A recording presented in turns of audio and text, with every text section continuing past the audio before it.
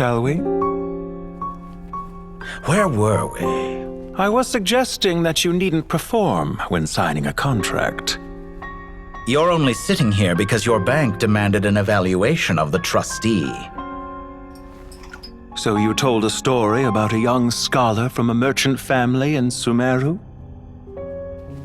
I told a compelling tale, didn't I? The post-expulsion story is far more captivating. The human experiments or the elixir of immortality? The part where you die. Ah, yes. My favorite part. The 35-year-old Segment thought of himself as Dottore, reserving the name Zondique for the original specimen. Of all the Segments, he was the most selfish. After his expulsion, Dottore searched for a new direction. He joined the Fatui, studied Elazar in great depth, secured resources. He was rather fortunate in his career. Zondique turned to Conrian technology and successfully created his segments. But this was not immortality. Even with backup segments, his body would still age. Still, thanks to Snezhnaya, Zondique found the ideal base for his experiments. Then a perfect partnership materialized at a crucial moment. The year that both parties realized they needed more time. Fortunately, Zondique succeeded. In a miraculous turn of events, he gained the extra time he needed. I seem to recall it differently. All right, it's true. No matter how much elixir he took, Zondique remained human and continued to age. Then, on the morning he turned 85... Help me up! Call for help! Surely he would be rescued, Zondique thought. But to his surprise, no one helped him. Zondique was too selfish for that. Don't forget, you're one of us. Yes, and we're all waiting. Waiting for me to die. Pantalone arrived for a meeting and happened to witness what followed. He found it unsettling. I never said that. But the Zondiques were unfazed. It was a rare opportunity for self-dissection.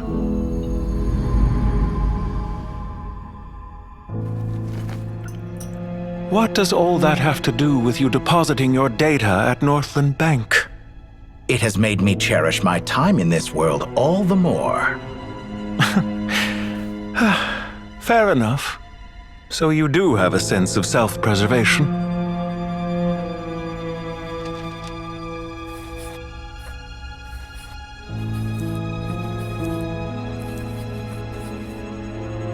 What do you mean? You're hardly normal, and you don't cherish life. You just don't want to admit defeat in the limited time you have. Even so, don't I deserve an interesting ending? I'm counting on it.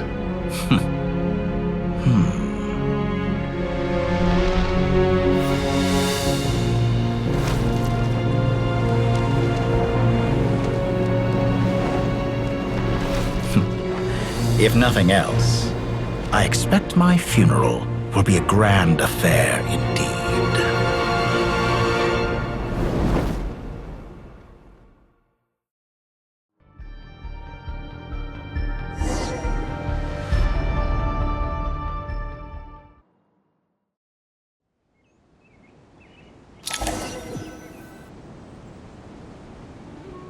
What a magnificent fire.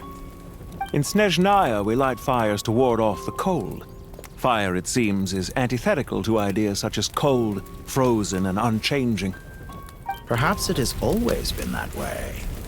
From the beginning, fire has been used to drive away wild beasts and warm the body and mind. You could say it's a form of treatment. One that cures the human heart of mortal fear. Mortal fear? Something you haven't been acquainted with in a long time, by the sounds of it. Whereas you, I'm sure, must know the feeling quite well indeed. I remember when we first discussed the elixir of immortality, you claimed that extending your lifespan was about buying more time. But was that really the truth? You fear the prospect of dying a wretched end in this world, don't you? Of course I do. I'm only human, after all. And while you may have forgotten it, you cannot deny that you too were once human, Dottore. I do not believe that there is no such fear in your heart. Perhaps you are right. But I abandoned it long ago and devoted myself to my experiments. I have felt no fear since. From the very beginning, I never thought you could win this game. But still you came, contract in hand, to honor our agreement. Because I am a reputable partner. And as we have discussed, experiments are about more than results alone. The process is equally important. I have come here and completed my creation, and I do not regret my decision. I'm afraid your journey ends here. After I die, there will be no one to make the elixir of immortality, and your remaining stock will only last a few more years. How then will you prove that you didn't perish in this incident alongside everyone else? When I feel optimistic about market environments, I never forcibly adjust them. They have their own direction, and I myself am one such environment. I have been quite particular about many things in my life, but where the manner of my death is concerned, I choose not to be. You make yourself sound so magnanimous. Oh, but I am. And I hope you will be too. It may have been a long time since anyone told you this, Dottore, but I recognize that you are a truly rare talent. Ha! I can see it. The experiment in blasphemy that I've been performing all this time. It has been a long process, and I do not care about the results as much as people might imagine. If the very goal of your experiment was to explore infinite possibilities, then there was never any reason for it to end. Indeed. Yet now, the experiment has officially drawn to a close. What should I call you? Zondik? Or do you prefer Dottore? Suit yourself. Goodbye, Feofan. This time, that's what it truly is. And don't I know it? Goodbye, Zondik.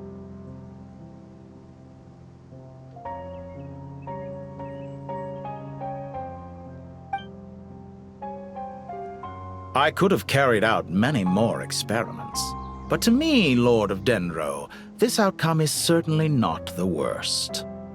I believe you. But unfortunately, this is where it all ends for you. This experiment does not belong to you, nor do any of the results. Experiment.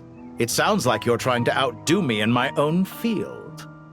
Wisdom is conveying information in terms that people can clearly understand. You know exactly what I mean. Indeed. I can see no further outcomes. Ha. You have a formidable mind, and you are braver than I thought. Setting fire to the very thing your survival depends on. Your previous threat was empty, but this time, it is real. When necessary, wisdom can be as fierce as an inferno. Some of the flames that incinerate you come from within yourself. Perhaps you are right. You see what lies at the bottom of the human heart, and that is your wisdom. Here is where your journey comes to an end. All that is yet unknown belongs to those of us who will carry on living. It seems I have unwittingly been your arch-enemy all along. But now, it's all over. I do not deny your intelligence. But what you refer to as experiments, I would never describe in those terms. They are events that take place in the real world, and they are so much much more than mere data. Goodbye. We will never meet again.